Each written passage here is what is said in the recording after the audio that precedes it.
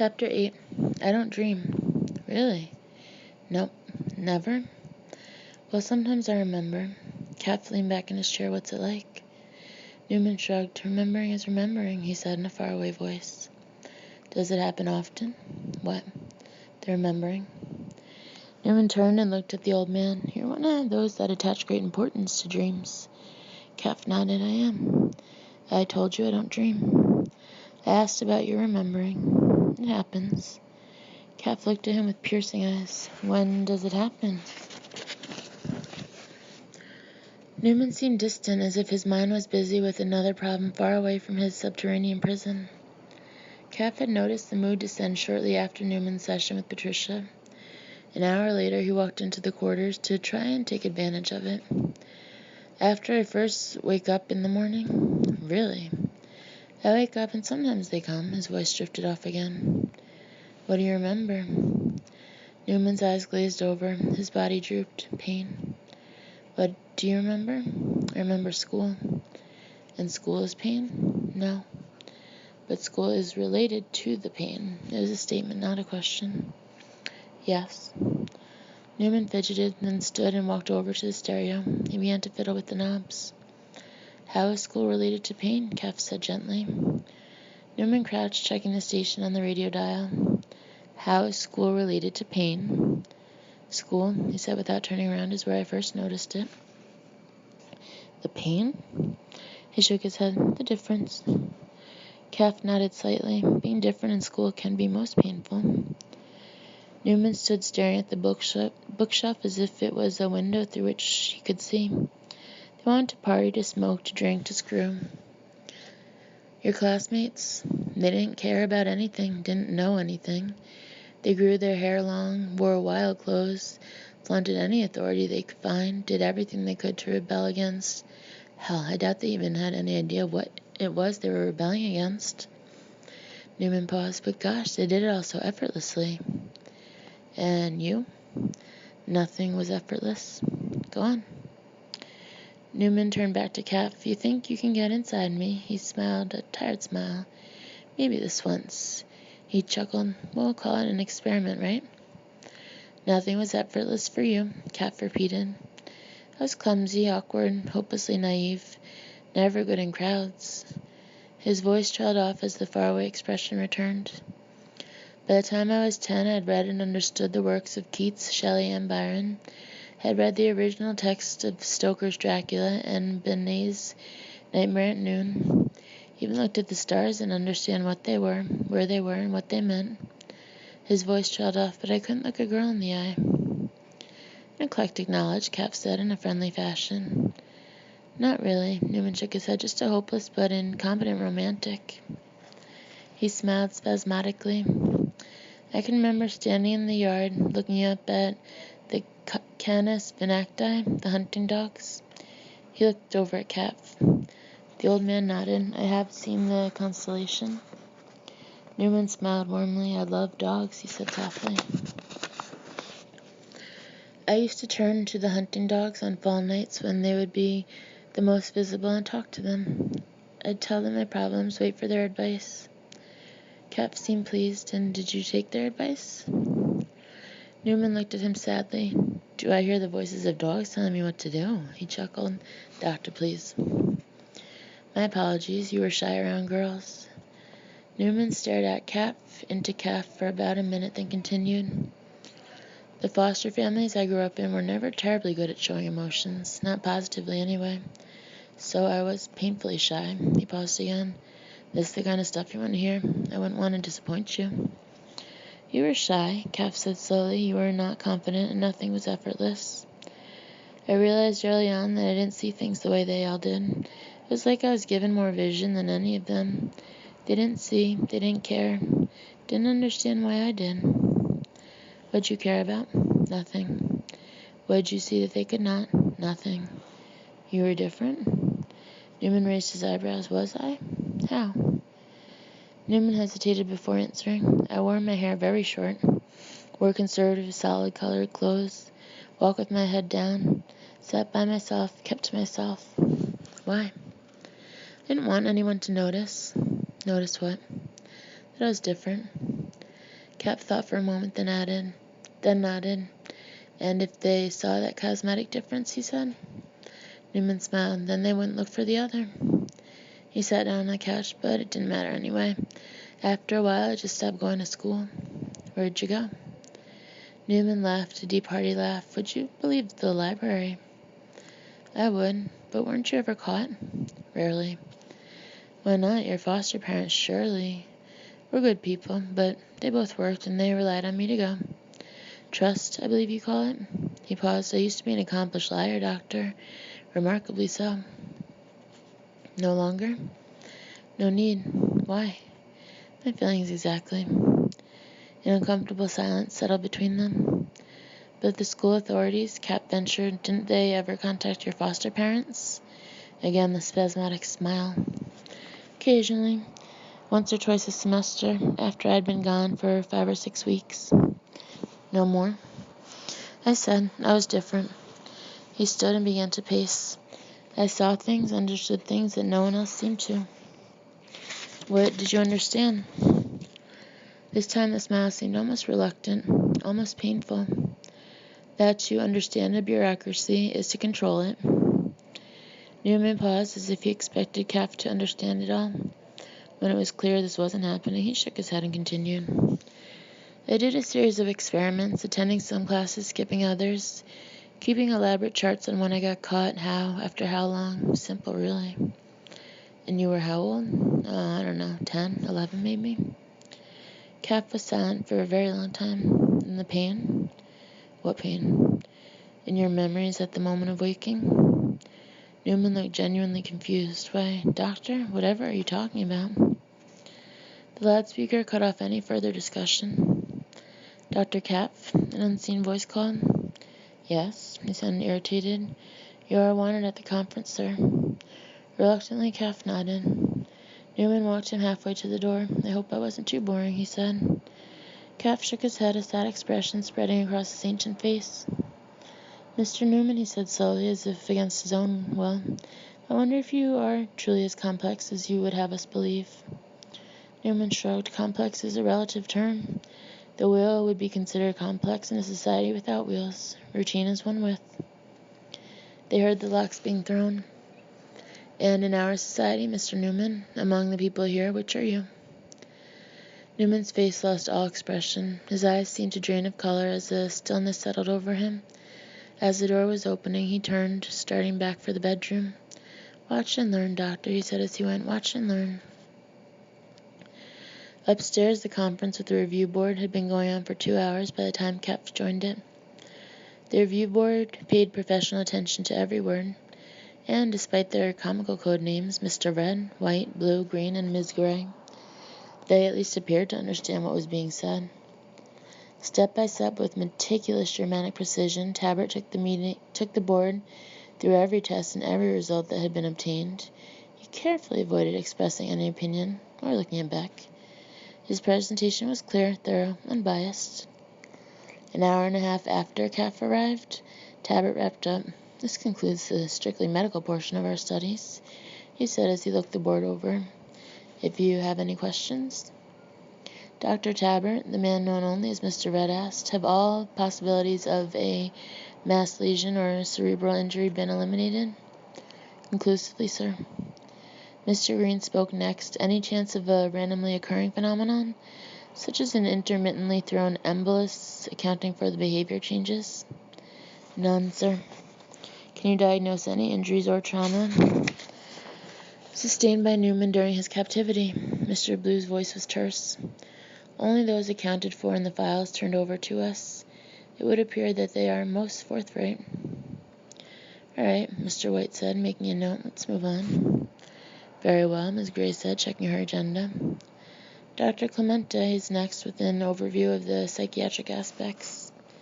She looked over at Clemente, who was in a whisper conversation with Patricia and Cap. Dr. Clemente? He nodded at Patricia and Cap, both upset, then turned to the review board. You have my report. There is very little to add to it, except perhaps to reinforce several key points. At no time since he was placed in our custody and control has Mr. Newman demonstrated atavistic tendencies or decompensation lability syndrome. Quite the opposite, in fact. He has been mostly cooperative, demonstrated a willingness, however reluctant, to abide within our rules, and has asserted his personality in vivid acts. All this in direct contraindication of DLS. How do you explain the discrepancy from the original diagnosis? White asked. Clemente thought for a moment. Either it was wholly wrong, or the stress that caused the decompensation in the first place has been sufficiently reduced. Rather like lowering the flame under a pot of boiling water. But, Red pushed, he is still in close custody, still unable to do as he pleases. Clemente nodded, but he understands this as a temporary condition, that while he might not consider us friends, we are certainly not the enemy. Proceed, Red said, making a note. Despite the lack of direct evidence of DLS, despite no direct atavistic primitive behavioral outbreaks. What about the cat? This from Gray. Seems pretty primitive behavior to me, Red said sharply. Clemente bit his lower lip. The cat, yes. He paused, gathering his thoughts. I do not believe that this one incident was in and of itself a determinant in any way. Except the cat, Blue said under his breath. If, and I stress that word, Ms. Gray said firmly, DLS and phased atavism are not the diagnosis, what is? We cannot say, Clemente said slowly, with complete confidence at this time. Is he psychotic? It's hard to say, he might be. Is he schizophrenic? Red asked. I don't believe so. Is he paranoid? Green said with a skeptical look. Perhaps, within certain definitions, he is certainly cautious. Is he sociopathic? Red tried. Seems unlikely, but remains a possibility. Ms. Gray shook her head. You cannot say with confidence. He might be. You don't believe so. Perhaps. It seems unlikely. She paused. Doctor, what do you know? At that moment, Clemente was overtaken by a coughing fit. Cap poured him some water. The coughing continued, worsening by the second. The color drained from the man's face as his handkerchief was stained a thin crimson. Cap helped Clemente to his feet and, along with Patricia, walked him to the door. Two of the junior staffers took him at that point, leading him out toward a waiting nurse. But before he would leave, Clemente turned to Cap. Take over, please, Otto. Cap nodded as the dying man was taken away. He and Patricia returned to their table. He checked his notes, glanced at Clemente's, and faced the board. The board had politely found other things to look at until Cap returned. Lady and gentlemen, our apologies, but Dr. Clemente has not been well for some time. Perhaps I can answer your questions? Mr. Red nodded. That would be refreshing. Cap checked some notes he had made. I believe you can best be helped to understand Mr. Newman's condition by exclusion. He paused. He has not demonstrated regressive behavior, inappropriate moods, delusions, or hallucinations. He has shown no loss of contact with reality or any disintegration of his core personality. While the incident with the cat suggests the lack of impulse control, when that event is taken in perspective, it is clear that he has demonstrated great impulse control. The cat would then be more appropriately placed in a category of chosen behavior for a specific effect, not an impulsive act. The board was making copious notes. Calf took a sip of coffee, carefully studied their faces, then continued. As we have eliminated basic psychosis, we must also eliminate schizophrenia, again, because he simply does not display the appropriate symptomology. As for paranoia, he evinces no delusions of grandeur or persecution beyond that which, in my opinion, any individual who has done what he has and has been treated as he has would naturally display. Is he a sociopath? Only by the strictest definition. He displays no conscience. His intelligence is high, but, this is critical, he does display a marked moral sensibility. He started to gesture as he talked. They may not be your morals or mine or those of any of our acquaintances, but he does possess them. Mr. Blue looked up. So, where does that leave us? Cap shrugged. With either a new, hereto undefined psychiatric or medical ailment involving both the conscience centers and the behavior centers of the brain, or... Yes. He paused and made his decision. or a new man. To Patricia's shock, the board sat there placidly making notes.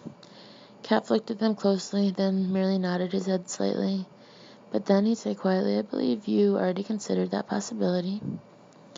Patricia leaned over to him and whispered, "Otto, what do you think?" Cap never took his eyes off the board. "Look at them," he said to Patricia in a conversational voice. "They must have suspected all along. They merely looked to us to confirm or deny their suspicions." He paused as the shocked psychiatrist behind him looked over at the review board. "Gentlemen." "Proceed, doctor," Ms. Gray said quietly. Cap leaned back in his chair. "Dr. Newman will continue with the presentation at this time." As she began, Cap observed the board's tacit confession of the truth, then looked at Patricia, eyes aglow with the prospect of acceptance, advancement, and a major paper that would shake the psychiatric and anthropological worlds to their foundations. Then he thought of Newman, a man incredibly racked with an unknown mental disease that threatened to tear him apart, or the first of a new breed of cold-hearted men that would have to battle for their very survival against the species that they must inevitably replace. And it occurred to him at that moment, in that room of experts, healers, professionals, and specialists, that he was the only one thinking of Newman. He tried to concentrate on Patricia's presentation, but a wave of sadness engulfed him, making concentration nearly impossible. 3 hours later, he realized that they all had stopped talking. "Excuse me?" Mr. Blue smiled at Caff. "I was just saying, Dr. Caff, that we seem to have reached an impasse." "In what sense?" "Dr. Newman's thesis would seem to be open to two differing interpretations, the new man postulate and the new disease conjecture." "They are not mutually exclusive," Caff quickly pointed out. "No." He shook his head. "The one is a logical extension of the other." Human beings don't live to age 300. Can't happen. The board members looked confused. A wheel in a society without wheels might well be considered aberrant, but in a more evolved, advanced world, the wheel would be considered routine. Time will diagnose Mr. Newman's disease or evolution. White shook his head. "An interesting conundrum, doctor, but I'm afraid this review board does not have the luxury of time." He turned to his colleagues. "Perhaps we should hear from the subject now." They all nodded. "I'll have him brought up," Patricia said as she reached for her phone. "One moment, please," Cap interrupted. Patricia froze, receiver in midair. "Is it essential for you to hear from Mr. Newman?" Cap asked with a hint of tension in his voice. "I think it only fair," Ms. Gray said. "What's wrong?" Patricia appeared confused. Cap stroked his beard as his mind raced. Something from his session with Newman had set off alarm bells, and they were clanging deafeningly now. "Watch and learn." "Perhaps it would be more advisable, if this is absolutely necessary, for you to go down to his quarters instead." "Why?" Cap paused. "There is the security aspect to consider for one," he said in a subdued voice. "Then there is the question of how a change in environment might affect his long-term treatment."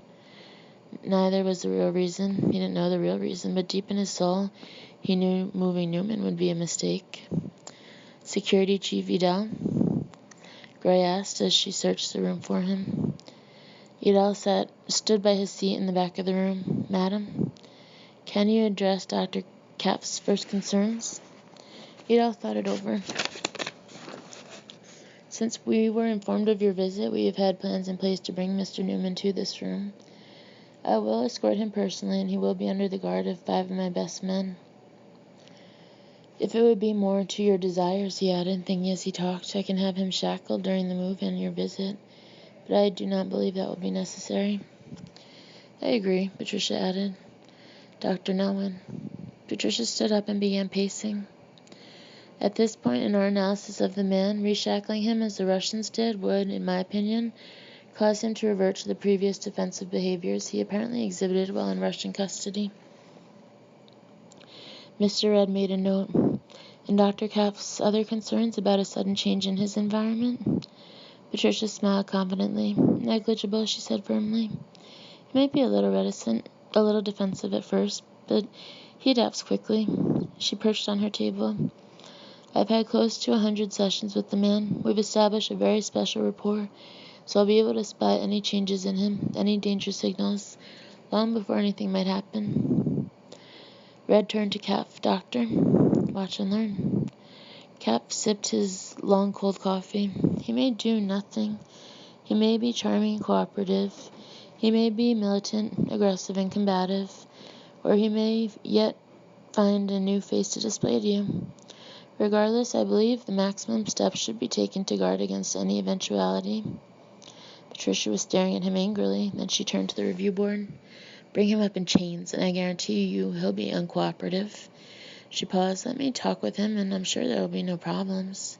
She smiled a somehow private act. He'll listen to me. The board talked among themselves for a moment. Talk to him, Dr. Newman, Mr. Blue said after a moment, and if you believe he's stable, bring him up.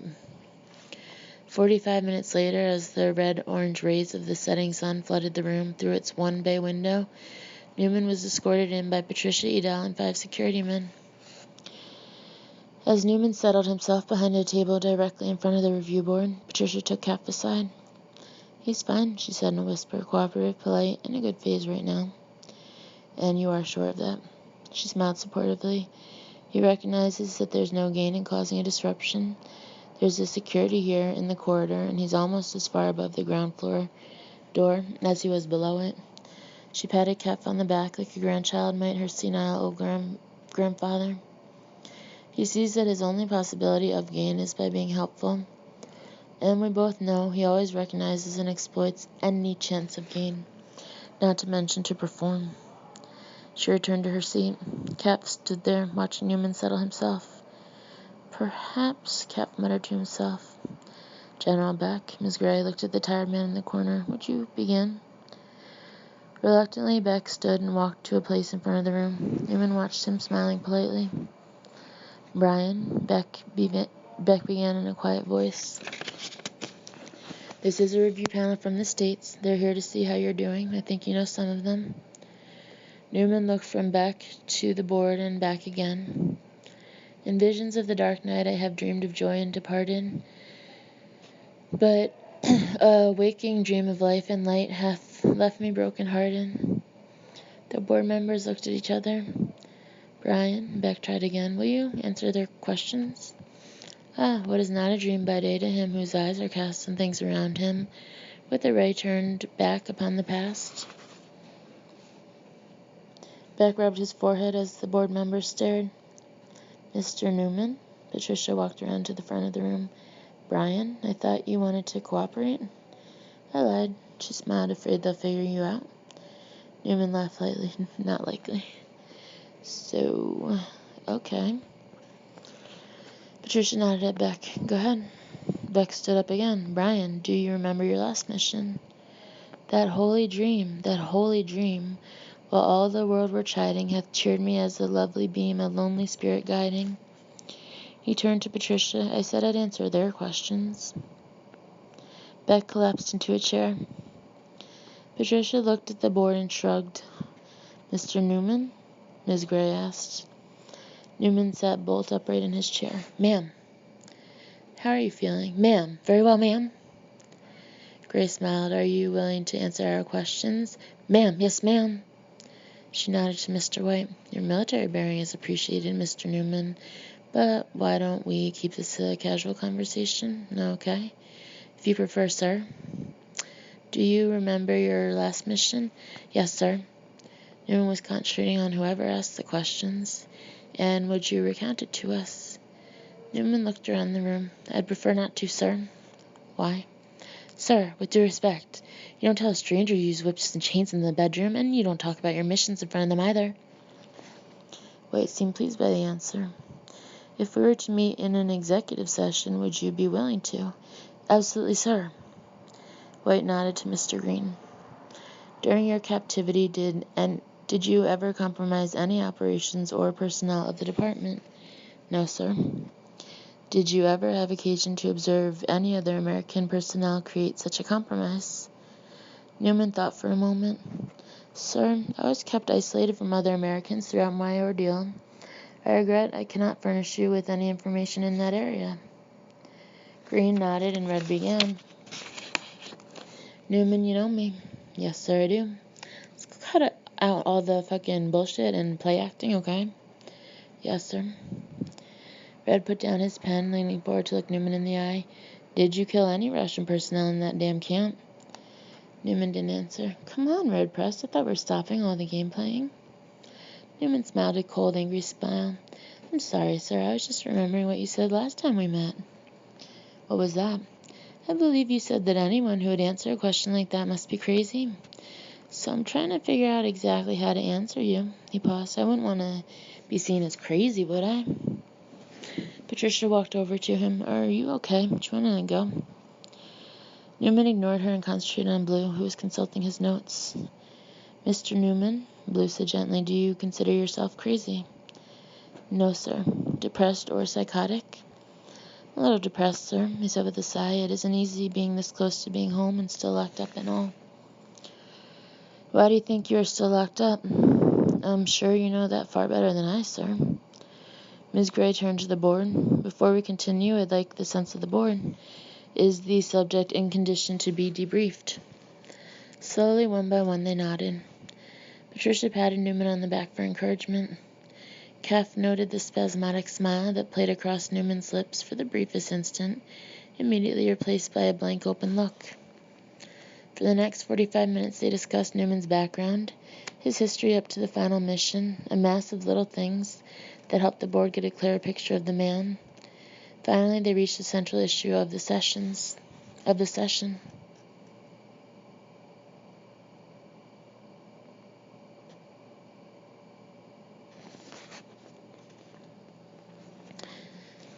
All junior staffers, with the exception of Patricia, were cleared from the room.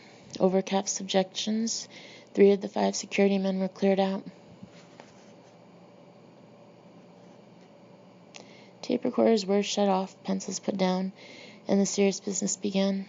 I would like to remind you, Dr. Nowin, Dr. Caff, Chief Edel, General Beck, Ms. Gray began slowly, and you 2 security men, that what you are about to hear is classified on the highest level. Revealing this information, or even the existence of this information, is a violation of German and American law, and is punishable as such. They all nodded. Very well. She turned to her right. Mr. Red. Newman, let's talk about Abkhaz 1-5. Newman took on a serious expression. Yes, sir. For the next 3 hours, without a break, they laboriously went over every aspect of Newman's last mission. Every day, hour in detail reported, scrutinized, disassembled, and examined. Took its toll on everyone. The board made notes and guzzled coffee. Patricia, always hovering near Newman, finally sat down, just behind him, propping her head on her hands. Edel and his 2 security men constantly shifted their weight from one foot to another, trying to keep focused and alert. Cap, already exhausted by the tension of the day, found himself drifting off several times. Even Newman seemed not to be exempt from the tedium. He stretched his legs out in front of him, seemed a little drowsy, but continued to answer the ever-coming questions. Was it your intention to... Yes. Did you consider... In general terms, what was your state of mind when... Didn't really think about it. Finally, just before 7 p.m., Ms. Gray signaled for the last round of questioning to begin. Mr. Green. Thank you, he said, suppressing a yawn. Only 2 questions. He turned to Newman. Our satellite intel was not as specific as we would have liked. Were you able to get any kind of actual damage assessment? Newman seemed deep in thought. All I know is that I overheard a colonel from the Soviet Nuclear Commission saying that they would have to contain the remainder of the reactor in some kind of outer shell of lead and concrete, that it would have to remain offline, as would its progeny reactors. Any estimate as to the cost they were incurring as a result of the action? No, sir, Newman droned as he yawned. None. Gray turned to her right. Mr. Red. Only one question. Is it your impression that the Hago network was still intact after your arrest? Yes, sir. Mr. Blue, Gray said as she wiped at her eyes. Thank you. My questions concern what you discovered of the construction of the reactor's inner service module. Red looked at him, shook his head, and poured himself another cup of coffee. Newman stretched long and hard. This may take a while. He paused, closing his eyes while he thought. Patricia bent her head back and forth from shoulder to shoulder to try and stay awake. It was a two-stage process, Newman began. Initially, there was a chromium hatch that appeared set in a composite wall that was perpendicular to the southern bilateral retaining wall. Edel stood, took a position by the door, and signaled that it was all right for his men to sit down. The chromium hatch was set into the composite wall with 9 apparently steel rivets. Each group of 9 was set in a triangular. It was only by checking the security videotape, slowing it down to almost frame-by-frame viewing, that anyone was able to reconstruct what happened next. In a quick, spasmodic kick, Newman lifted the small table in front of him, sending it flying on top of the board table. It caught Mr. Blue and Mr. White in the upper bodies, knocking them backwards, sending the other board members flying. In almost the same movement, Newman rocked forward, quickly coming to his feet. His right hand sent the chair flying backward past his stunned Patricia and into the lap of the nearest guard. And Newman was already on the move. On a straight line toward the window, Newman smashed his forearm and elbow into Beck's forehead without slowing down. As Beck fell backward, Newman grabbed his chair, swinging it in a short, vicious arc, launching it at the window. As it shattered in a rainfall of glass splinters, Newman dropped to his knees, barely in time to avoid the first and only shot that Conrad Edel would get off. Newman rolled back to his feet and dived, arms outstretched, through the gaping hole in the window. By the time Edel got to the window, less than 10 seconds had elapsed. He thrust his smoking semi-automatic through the hole that Newman had dived through and desperately searched for a target, but it was too late. Newman was nowhere in sight. Edel and the eventual pursuers were the furthest thing from Newman's mind as he sprinted into the woods. He was functioning purely on conditioned instinct, following a plan he had rehearsed 100 times in his head over the last 3 months, and had been modifying throughout the debriefing session. He knew the distances, he knew the obstacles, now he just had to execute. He made the edge of the woods 2 seconds quicker than he had estimated. The ground was soft and moist, and he knew that would be easy to track. He instantly altered his course to a rock-strewn path that ran parallel to the edge of the woods about 100 meters in. Suddenly, 2 armed security men appeared in his path, their MP-5K assault rifles pointing at his head. Newman never hesitated. "Don't shoot! Don't!" he yelled as he launched himself at them. None hesitated for one fateful second. Newman's shoulder caught the first man in the midsection like a linebacker tackle. As they tumbled to the ground, Newman grabbed the man, raising the guard's hand, still holding the deadly weapon, and forced his finger down on the trigger. The second guard died instantly as 10 9mm rounds tore through his body in a 3-second burst. Newman rolled lightly to his feet, pointing the smoking gun at the head of the prone first guard. "Run away," he said in a guttural voice. The guard hesitated, then scrambled to his feet, fleeing in the opposite direction, never seeing Newman toss the rifle aside as he took off again. The sounds of a gunfight would only serve to bring the security forces right to him, and he had no desire to kill them. As he sprinted, his eyes took in everything. He knew he had at best 30 more seconds before he would have to give up, abandon the woods, and try for the east fence. Then, miraculously, he found what he was looking for. Alarm sirens sounded throughout the compound. Edel recovered first in the commotion. He immediately punched the panic button in the conference room, then dashed for the door, shouting as he went. In less than 2 minutes, he had 10 men outside the unit, fanning out toward the woods at a dead run, guns at the ready. But he knew that Newman had disappeared into the woods at least a minute and a half before they even reached the grounds. Another 10 men were dispatched to the west fence area, and 5 more to the front gate of the institute. By the time 5 minutes had elapsed, Edel's men had been reinforced by 25 standby guards who were split between the east fence and the woods. As he watched the heavily armed men disappear into the foliage, he prayed that Newman wouldn't kill too many of them before the night was over. 45 minutes into the search, he warily returned to the upstairs offices of the unit. Members of the review board had either left or were being treated for minor injuries in the Institute's main building. Patricia, Kapf, Tabbert, Beck, looking 90, and a white-faced, erratically breathing Clemente were sitting in the deserted conference room, silently waiting. They all looked up hopefully as Edel walked in. Edel slowly shook his head. "We have completed our first pass through the woods and are beginning a second. We have searched all open areas of the property and are now beginning a room-by-room, floor-by-floor search of the main building and all outbuildings." He collapsed into a chair. "However, since the discovery of Security Officer Brunel's body, there has been no sign." He exhaled deeply. "I am not hopeful." Kapf took a deep breath. "We must notify the authorities," he said in a steady voice. "Of what?" Tabbert asked angrily. "Technically, the man was a voluntary commitment, and we must not allow it to be known that the Institute was housing a violent, extraordinarily dangerous individual, and then allowed him to escape." He paused, taking a stiff drink from his glass of schnapps. "I was opposed to taking on this case from the beginning. I said so. I made it clear. He seemed to withdraw into himself. "Is he really dangerous?" Patricia ventured. "I mean, he's got what he wanted now, right? Maybe we're overreacting."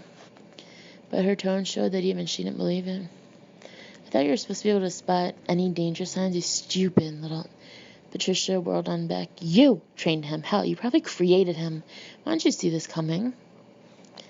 Beck jumped to his feet. "I did not create him," he screamed. "I used him, gave him technique, direction, but damn it, I did not create him." Clemente weakly raised his hand. "Please, done is done." His voice was weak and hoarse from the almost constant coughing. "The chief is right. We cannot tell the police who Newman is." He took a sip of water. "La diablo. But we must tell them that a possibly dangerous patient has, left without our approval. We can ask them to keep a lookout but not approach him. Merely notify us if they see him." They all seemed to agree. "I will see to that," Edel said as he went to a phone. "And," Clemente said between coughs, "we must take steps to find him." Beck was rubbing the large welt on his forehead. He had refused treatment. "I've already called NATO Security Command in Augsburg," he said wearily. "They're 53 kilometers northeast of here. It's about 35 minutes away." He paused and reapplied an ice pack to his head. "They'll have 2 covert search teams here within the hour." Clemente nodded as a violent coughing fit overcame him. Kapf, who had been silent since the incident, stood and gestured for the nurse standing just outside to come in. Together they lifted Clemente into a wheelchair. She wheeled him out. Kapf followed. "Otto." He turned back to face Patricia. She was pale, trembling slightly. "Newman won't hurt anyone unless he's cornered, I'm sure of it." Her voice was beseeching him. "I know the man." Kapf nodded sadly. "So you have said." He turned and followed the nurse into the elevator.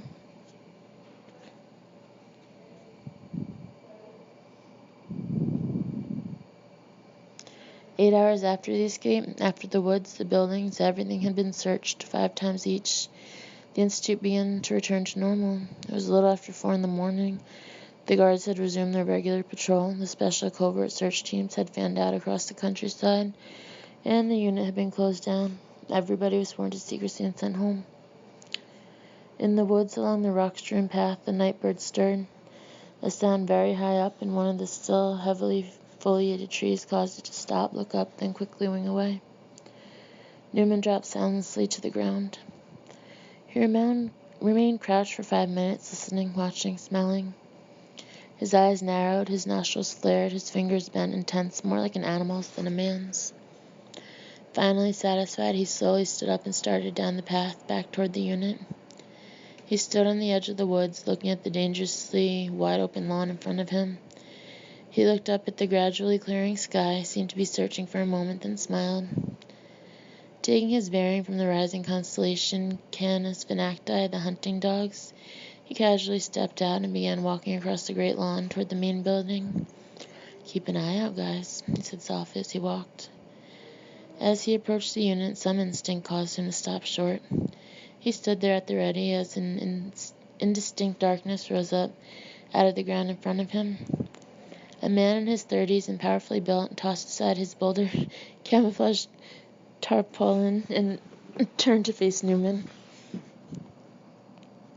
In his left hand, he lightly cradled a Randall assault knife with brass knuckles. Newman nodded at him. "I don't know you. Since your time, I expect," the man said evenly. "Let's do it." "I don't have to," Newman said as he took a step toward the man. "I have nothing against you." The man took a hesitant step toward Newman. "I have my orders." The man lunged forward, a snake-like strike at Newman's throat. Newman dropped straight down, shooting his right leg forward as he fell.